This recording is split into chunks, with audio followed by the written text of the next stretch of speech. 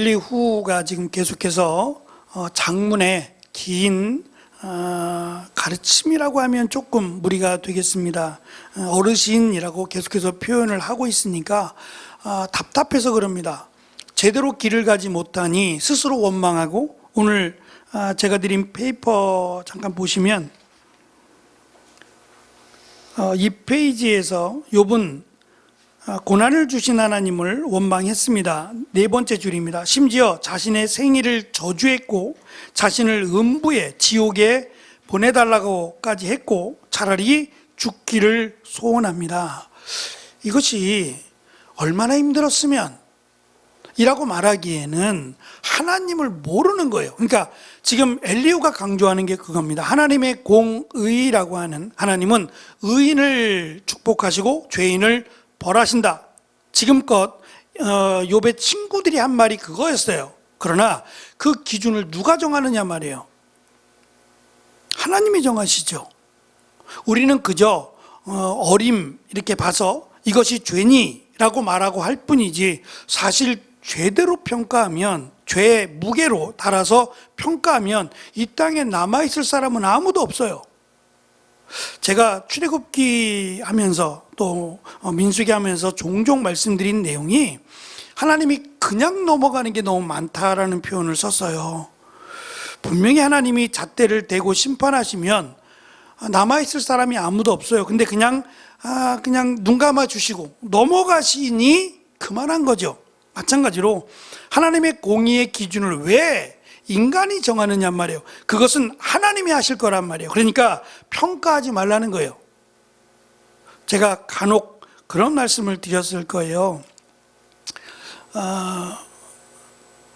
사람이 살아가다 보면 잘 될 때도 있고 또 넘어질 때도 있잖아요. 다 잘 되면 얼마나 좋겠어요. 교회를 열심히 다니고 교회를 열심히 섬기고 봉사해서 잘 되다가 어느 날 갑자기 IMF가 터지거나 또 이렇게 경기가 갑자기 안 좋아지면 나는 잘하고 싶고 열심히 잘 되고 싶은데 그게 뜻대로 안 될 때가 있잖아요. 그러면 그것을 내가 무슨 죄를 졌나? 라고 우리가 돌아보게 됩니다. 말하지 않아도, 누가 이야기하지 않아도 어려움을 겪게 되면 스스로 돌아보게 돼요. 혹시 내가 하나님 앞에서 잘못한 일은 없는가? 스스로 돌아보게 되죠. 믿음이 있다면 그렇게 됩니다. 그런데 그것을 다른 사람이 아무래도 당신은 죄를 지은 것 같아, 잘 안 되는 거 보니, 어려움을 겪는 거 보니 죄를 지은 것 같아, 회개하시오 라고 말한다면 얼마나 속상하겠어요. 그것조차 그 사람을 판단하는 그 판단이 하나님이 하실 일이라는 거예요. 오히려 그 사람이 힘들고 어려움을 보게 되거든, 알게 되거든 잘 일어날 수 있도록 위에서 기도해 주고 격려해 주는 것이 우리가 해야 될 일이라는 거예요. 사실 도끼인 개끼인이라는 표현 쓰잖아요. 똥 묻은 개가 뭐 묻은 개 나무란다고요. 사실 엄격하게 따지면 덜할 뿐이에요. 그러니까 아담과 하와의 범죄, 하나님을 부인하고 사탄의 말을 택한 거 아니에요. 사탄 쪽으로 기울어서 결국은 아담과 하와가 에덴 동산에서 나가게 되잖아요. 그 이후에 이제 자녀들이 태어나게 되는데, 그 자녀들은 오늘 1페이지 첫 부분에 나온 내용입니다만, 사탄이 지배하는 세상, 이 땅에 내어 던진 바 된 거예요. 그러니까 에덴 동산에서 사실 하나님이 만든 모든 세계가 축소판이었는데, 누가 그런 얘기 하더라고요. 아니, 에덴 동산에 사탄이 어디 있냐고. 완벽한 세상 아니에요? 완벽한 하나님이 창조하신 그곳에 어떻게 사탄이 있냐고. 사실 이 부분은 어려운 부분이에요. 왜냐하면 누가 저에게 질문을 하더라고요. 사람이 죽으면 이렇게 가끔 누구를 만난다 그러잖아요. 돌아가신 부모님을 만난다든지. 이건 어떻게 된 겁니까? 귀신이, 사람이 죽으면 귀신이 됩니까? 누가 저에게 그런 질문을 했어요. 사람이 죽으면 귀신 돼요? 누구는 귀신 되고 누구는 예수님을 잘 믿으면 천국 가고, 예수님을 안 믿었던 사람들은 귀신으로 변하던가요? 성경은 명확해요. 죽으면 심판이에요. 그럼 귀신은 뭐냐? 성경은 타락한 천사라고 이야기해요. 그러니까 하나님이 천사를 만들었는데 그 천사가 타락해서 귀신이 되는 거예요. 그리고 우리가 계시록에서 배운 것처럼 원래는 공중의 권세 잡은 자 중에 하나였잖아요. 근데 그것이 쫓겨나서 이 땅에 오게 돼요. 근데 이 땅에서 우리가 이제 예수님이 오실 때까지는 같이 살게 됩니다. 성경은 몰려나고 쫓겨나서 모래 위에 있다가 결국은 자기들의 처소인 지옥으로 내려간다라고 설명은 하지만 예수님이 오실 때까지 이 땅에 같이 살게 돼요. 이 타락한 천사라고 불려지는 사탄과 귀신과 같이 공존하게 돼요. 그러니까 이 우리가 귀신의 정체라든지 어떻게 천사가 타락할 수 있느냐 몰라요. 그 부분은 모른다고요. 그렇게만 설명이 되어 있으니까 그렇게만 하는 거예요. 그러니까 우리는 귀신이 될 수 없다는 거예요. 우리는 결단코 귀신으로 남지 않는다. 예수님을 믿었던 사람은 천국으로 갈 것이고 믿지 않았던 사람은 지옥으로 갑니다. 남아서 영원히 떠돌거나 그냥 헛것을 본 거예요. 가끔씩 이제 곧 돌아가실 분들은 이게 여러 가지 징조를 보인다고 해요. 그것 가운데 하나가 이 헛것을 보시는 거예요. 이제 기력이 쇠해지고 막 이러니까 저기 뭐가 있다고, 저기 뭐가 앉아 있다고 이렇게 헛것들을 보세요.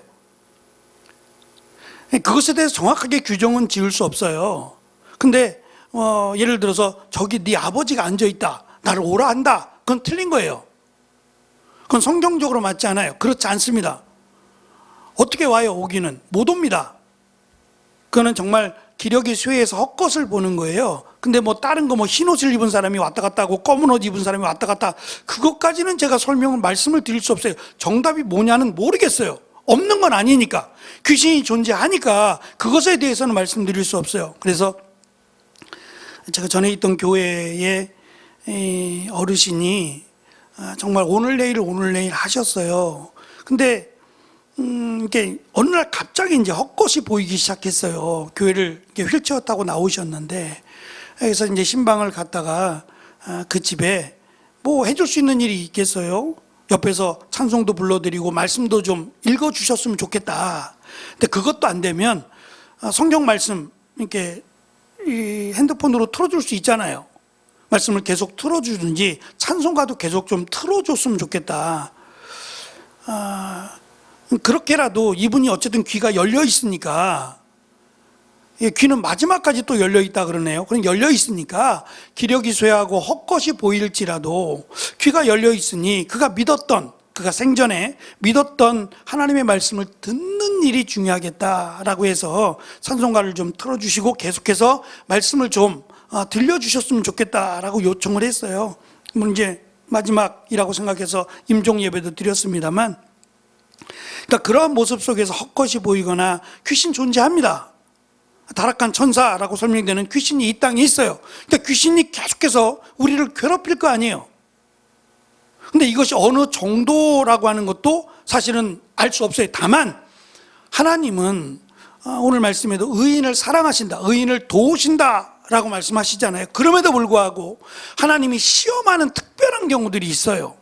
아주 특별한, 예를 들면 아브라함의 경우요. 이건 아브라함에게만 시험한 거죠. 우리가 잘 아는 성경의 어떤 인물에게도 자식을 바치라 한 적은 없어요. 그러니까 이게 보편적인 시험은 아니에요.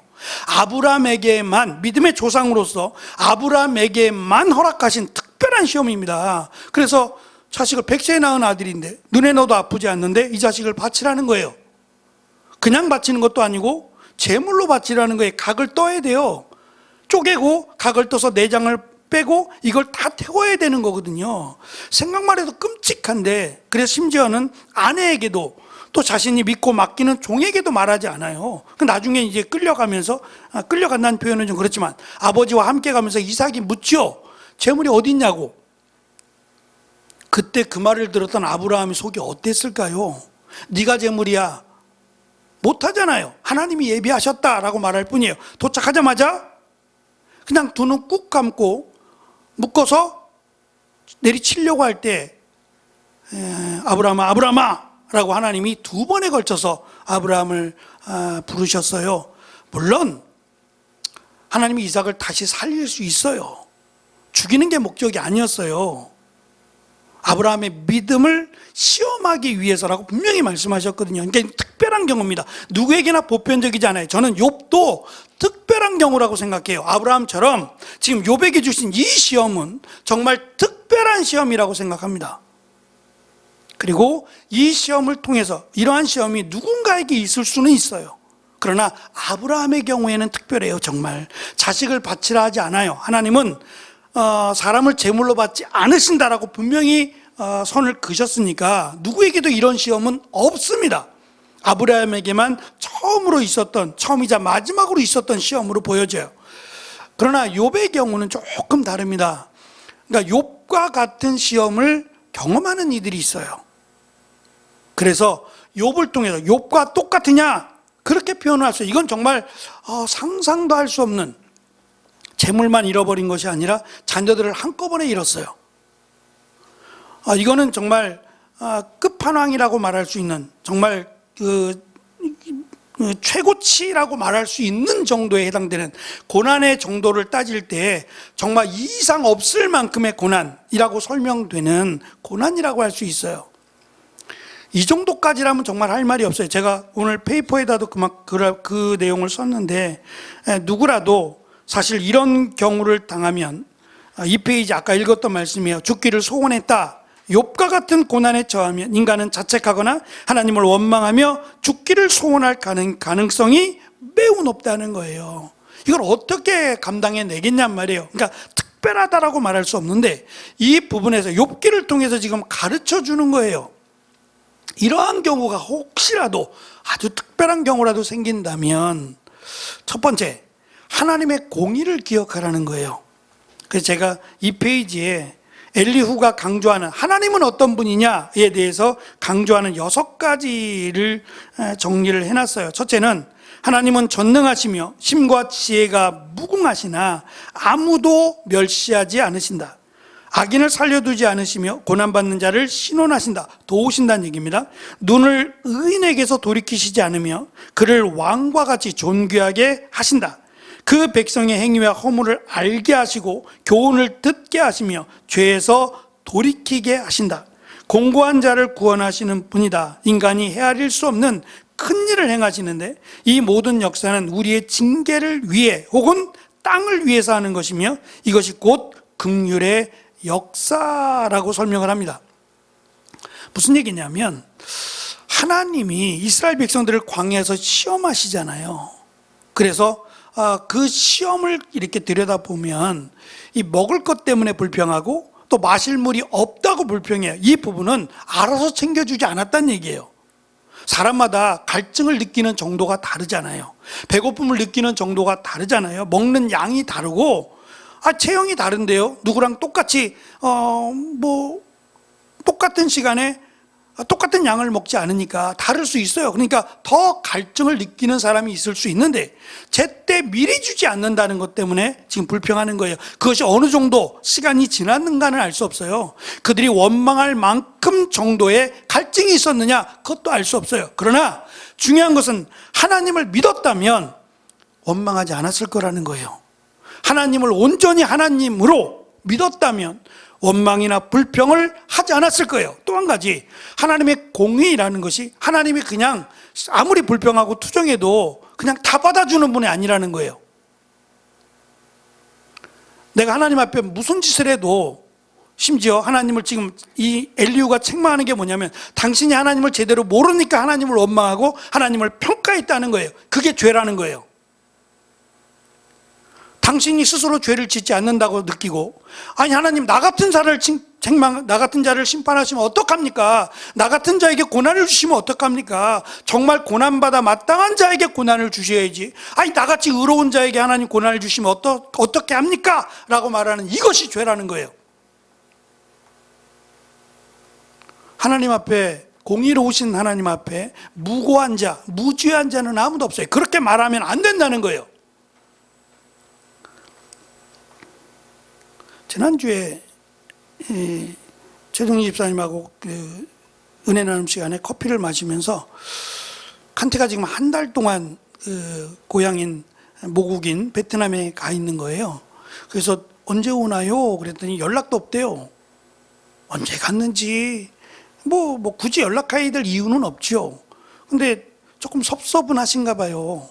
이렇게 좀 이래저래 좀 잘도 챙겨주고 막 여기서도 그렇고 정착하도록 많이 도와주셨는데 이제 젊은 애니까라고 그냥 이해는 하셔요. 그래서 언제쯤 오시냐, 언제쯤 오나 했더니 자기도 모른다고. 올 때 오겠죠. 한 달이라 그랬으니까 그때쯤 오겠죠라고 해가지고 그러냐고 그랬더니 이제 그 얘기를 하나 해주시는 거예요. 칸티네가 이게 지금 그 가족이 좀 있는데 그 둘째 딸이에요. 칸티 엄마가 둘째 딸인데 칸티네 가족에서 지금 칸티가 사실 유학을 온 게 아니라 공부하러 오긴 했어요. 대학을 졸업하고 공부하러 온 거예요. 공부하러 와서 한국 경기대학교인가요? 거기서 광고 디자인, 광고 쪽을 공부했는데 허락을 해줘서 입학 허가를 내줘서 그걸로 이제 이 체류할 수 있었던 거예요. 그러니까 돈 벌기 위해서 온 게 아니라 공부하기 위해서 왔고 학교에서 받아줘서 이번에 졸업을 하게 된 거예요. 그리고 지금 나름 정규직을 얻지 못해요. 아직은 영주권이 없어요. 그래서 시험을 지금 준비하고 있는 거예요. 한국어 능력 시험, 한국어 토플을 합격해야 돼요. 그래야지 이제 영주권이 나와요. 우리도 힘든 토플을 봐야 돼. 한국어 토플을 봐야 됩니다. 굉장히 두껍더만요. 근데 이제 영주권을 받고 어쨌든 지금까지는 잘 준비가 됐고요. 영주권을 받고 정규직을 얻으면 거의 그 베트남에서 버는 그 월급의 10배를 벌어요. 거의 10배래요. 그래서 나름 칸티를 성공했다 그런대요. 성공의 모델로 삼는데요. 그래가지고 그러니까 첫 번째 이모가 되겠죠. 첫째 이모의 딸을 보내려고 한대요. 지금 중학생인데. 그래서 오지 말라 그랬대요. 지금 오면 여기서 뭐가 되겠어요? 여기서 못 따라가요. 중학교 편입도 안 되고 편입돼서도 못 따라가고 엉망이 되니까 대학교까지 거기서 다니라고 하라고. 대학교를 졸업하고 보내라고. 성인이 돼서 보내면 여기서 내가 좀 도와줄 테니까. 그러니까 그럴 만큼 저도 한번 오면 물어봐야 될 것 같은데 나름 집안에서는 성공한 사람으로 불린대요. 제가 들으면서 그걸 성공한 사람으로 부를 만한가? 여러분 어떻게 생각하세요? 성공했어요? 성공한 것 같아요? 근데 베트남에서 볼 때는 성공한 사람이래요. 그게 들어오기도 힘들고 한국에 들어오기 쉽지 않습니다. 조건이 굉장히 까다로워졌어요. 한국에 들어온 것도 들어온 거지만 나름 대학교를 여기서 졸업했잖아요.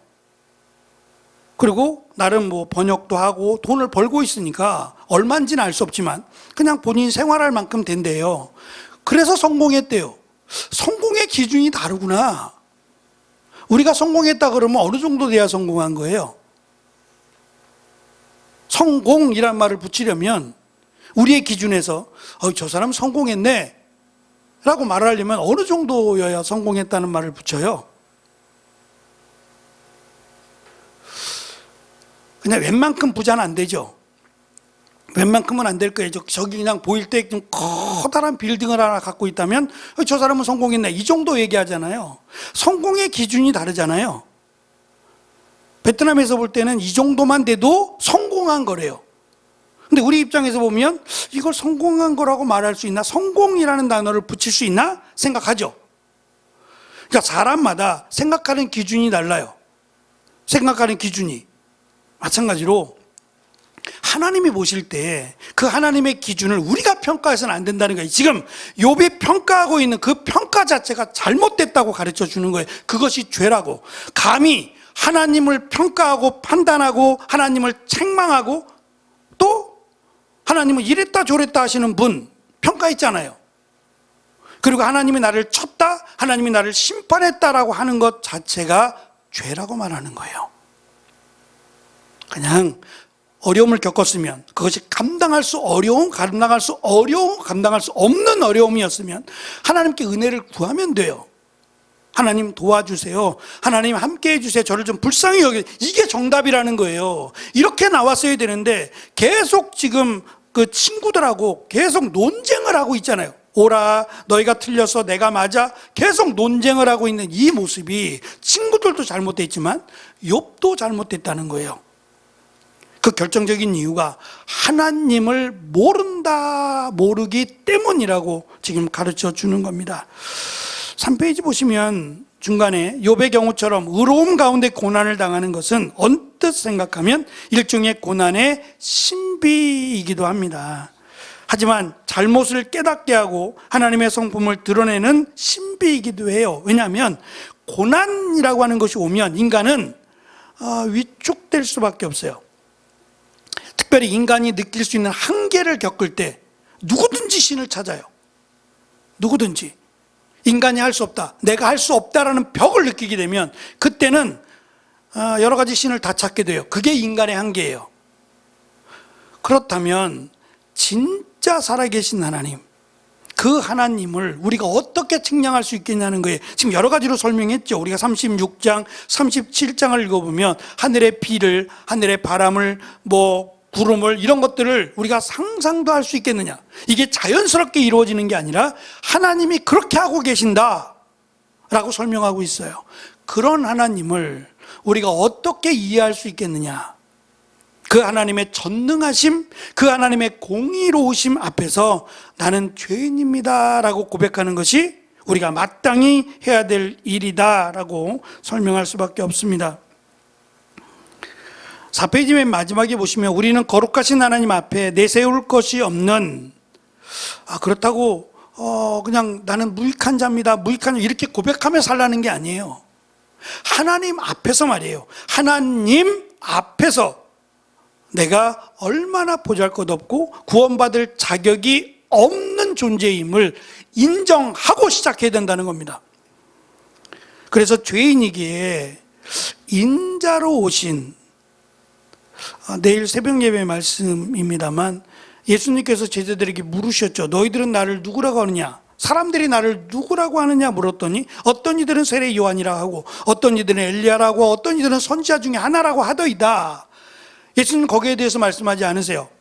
잘했네, 못했네, 왜 그러냐, 아무런 평도 없고 그 다음에 제자들에게 물으세요. 그렇다면 너희들은 나를 누구라고 생각하느냐라고 물으셨을 때 베드로가 나서요.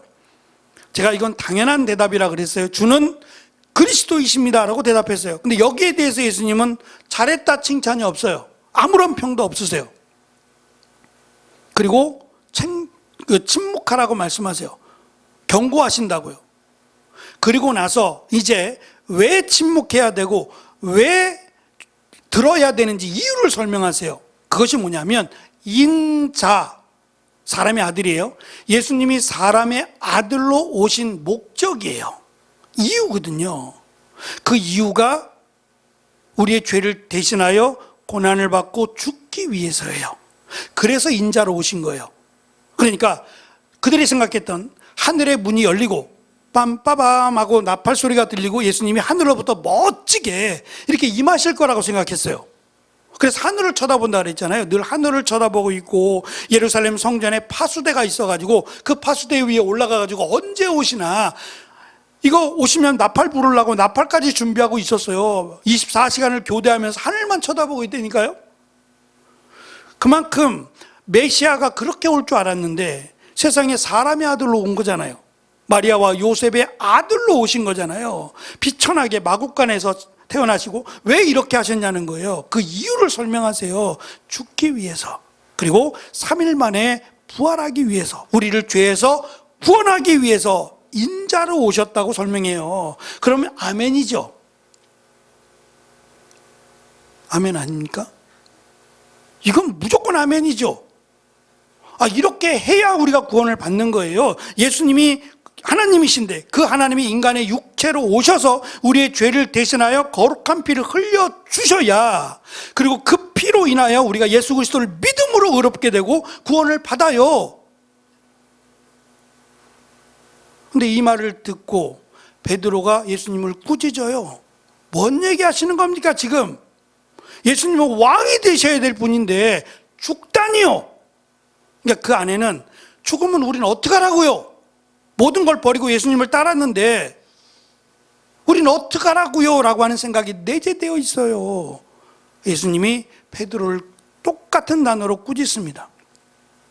첫 번째, 예수님이 그리스도에 대해 설명하시는 부분이에요. 예수님이 메시아, 너희들이 생각하는 메시아가 아니라, 로마로부터 너희들을 구원해주는, 건져주는 메시아가 아니라 죄로부터 구원해주는 메시아로, 인자로 오셨다라고 설명을 해주시면서 주는 그리스도시오라고 대답을 했는데, 예수님은 인자가, 이렇게 대답을 하세요. 그리스도가 인자가 된 거예요. 사람의 아들로 오신 거죠. 너희들이 생각하는 하늘로부터 메시아로 이렇게 성인된 모습으로 오는 게 아니라 인자로, 사람의 아들로 태어나서 인자로 오신 목적은 죽기 위해서다라는 거거든요. 근데 그걸 깨닫지 못하니 사탄의 소리를 내는 거예요. 사탄아, 내 뒤로 물러가라. 너는 하나님의 뜻을 생각하기보다 사람의 뜻을 먼저 생각한다 라고 말씀하시거든요. 지금 이거 욥의 생각이 사탄의 생각이다 그렇게 말할 수는 없습니다만, 어쨌든 욥이 고난을 당하는 것은 억울할 수 있어요. 죄로 인한 것이 아니다 생각하면 말이에요. 그러나 반대로 네 고난을 통해서 하나님이 나를 깨닫게 하시려는가 보다 라고 생각하면 값지는 고난이 될 수 있어요. 모든 것을 잃었지만 하나님이 모든 것을 되돌려 줄 거니까, 더 크게 하나님이 주실 걸 믿으니까. 그래서 말씀드렸던 아브라함이 우리가 라고 말해요. 분명히 이삭을 바칠 것에도 불구하고 하나님은 이삭을 살려주실 분으로 믿고 우리가 돌아올 거다라고 아브라함이 믿음의 고백을 하거든요. 그제서야 하나님이 내가 나를 사랑하는 걸, 내가 나를 믿는다는 것을 알겠다라고 말씀하시잖아요. 그 깨달음을 주시기 위해서, 그 믿음을 주시기 위해서 이런 고난, 시험을 하셨다면, 지금 욥에게 주신 이 고난의 가치를 생각해 본다면, 이로 말할 수 없는, 그의 인생에서 다시는 되돌리고 싶진 않을지 모르지만, 이 고난의 하나님을 알았던 것, 그러니까 이 고난을 통해서 제대로 하나님을 알았다면 이 고난의 가치가 큰 거죠. 하나님을 제대로 알게 하기 위해서 이제는 저는 욥이 기도가 달라졌을 것이라고 생각해요. 이제는 하나님에 대한 원망이나 불평을 하지 않을 거라고 생각해요. 알았으니까. 이제 하나님의 전능하신, 나중에 가면 내가 내 눈에 보이는 이 많은 것들을 하나님이 창조하셨는데, 그 창조하신 하나님을 내가 늘 보고 살았음에도 창조하신 전능하신 하나님으로 믿지 못했음을 회개하나이다 라고 말해요. 하나님이 그 고백을 들으시고 얼마나 기뻐하셨을까. 이제는 욥에게 무엇이 있느냐 무엇이 없느냐가 중요하지 않아요. 내가 하나님을 전능하신 유일하신 하나님으로 온전히 믿는다는 것에서 참 기쁨을 누렸을 겁니다. 그것이 진정한 믿음이라고 생각해요. 우리도 하나님을 하나님으로 믿는다면 이것보다 소중한 게 없을 거예요. 특별히 우리의 죄를 구원하기 위해서, 우리를 죄에서 구원하기 위해서 예수 그리스도를 인자로 사람의 아들로 보내신 그 하나님의 은혜를 믿는다면, 안다면 어떠한 상황에도 우리는 기뻐할 수 있고, 어떠한 상황에도 오늘 드린 찬양처럼 내가 원고를 미리 주지 않는데 강건이가 안 와봐요. 하나님의 공의에서부터 시작해서 어쩌면 그렇게 고마워 강건아, 맛있는 거 사줄게, 어떻게 이렇게 미리 읽는 것 같아 성경을. 오늘 함께 나눌 말씀을 읽고서 콘티를 맞니? 읽고서 콘티를 짜는 것 같아요. 제가 이제 욥기 다음 주 어디 한다고 주보에 싫잖아요. 다음 주 38장입니다 이렇게 싫으니까 미리 읽어오는 것 같아요. 읽어보고 콘티를 짜는 것 같아요. 어쨌든 믿거나 말거나 참 귀하고 우리에겐 더 큰 은혜죠. 사실 찬양으로도 이렇게 고백할 수 있지. 그러나 그냥 입으로만의 찬양이 아니라 좀 가사를 잘 기억했으면 좋겠어요. 우리가 기뻐하지 못할 이유가 아무것도 없어요. 예수님을 믿는다면 기뻐하지 않을 이유는 없어요. 어떠한 경우도 기뻐할 수 있어요. 구원이라는 걸 주셨거든요. 이 축복과 선물을 주셨고, 이 축복과 선물의 가치를 안다면 우리는 어떠한 경우에도 기뻐할 수 있고 감사할 수 있어요. 그것이 저는 축복이고 은혜라고 생각해요. 깨닫지 못하면 계속 무언가를 바라고 소망하며 살 거 아니에요. 달라고만 하고 살 거 아니에요. 만족도 없을 것이고, 주신 은혜에 대한 기쁨이 있어야 됨에도 그것도 없을 수 있잖아요. 그러니까 하나님을 아는 것이 지혜고 은혜다라고 하는 것을 우리가 욥기를 통해서 깊이 깨닫는 은혜가 있기를 소망합니다. 기도하겠습니다.